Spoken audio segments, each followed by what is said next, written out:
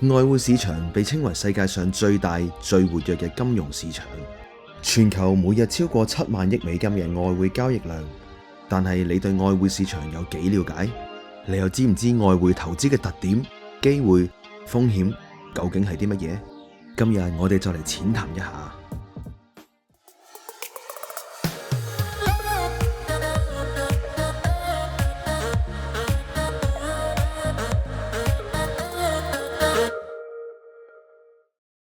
外匯投資嘅特點：一、匯率波動。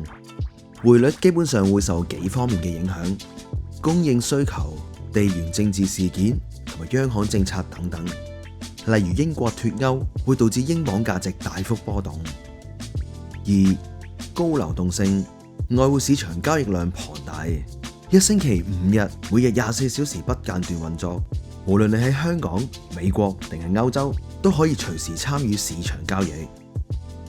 三、槓桿交易同埋多元化投資。利用槓桿，投資者可以用較少嘅資金去控制更大嘅交易額，但係相對風險亦都成倍增加。投資方式唔單止係直接交易，仲可以參與外幣存款、貨幣基金或者 ETF。四、利率差與套利機會。你可以透過套利交易賺取利差，例如借入低利率嘅日元，再投資喺高利率嘅澳元賺取差價。外匯投資優勢：一、潛在高回報。匯率波動會帶嚟賺取高回報嘅機會。如果你持有嘅係強勢貨幣，仲可以有效對抗通脹。二、分散風險。外匯投資可以幫助分散風險，降低單一市場嘅波動影響，但係亦需要謹慎管理槓桿同埋市場變數。三、套利交易。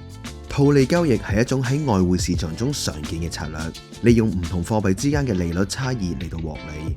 新興市場嘅利率通常較高，套利交易者可以獲得較豐厚嘅利益差價。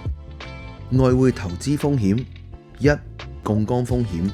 高波動市場會大幅提高槓桿交易嘅風險，例如2015年瑞士法郎危機就喺短時間內暴漲超過30%。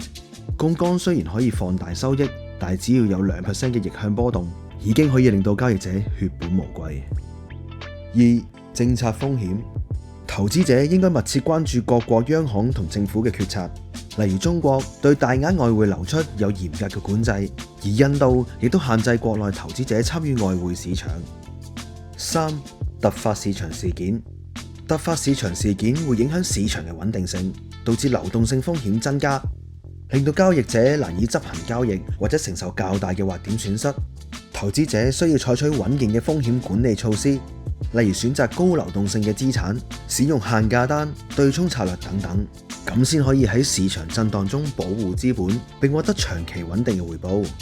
總括而言，外匯投資提供高回報同埋多元機會，但係相對風險亦會比較高。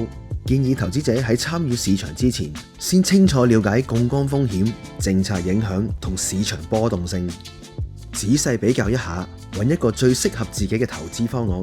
我哋下次再見。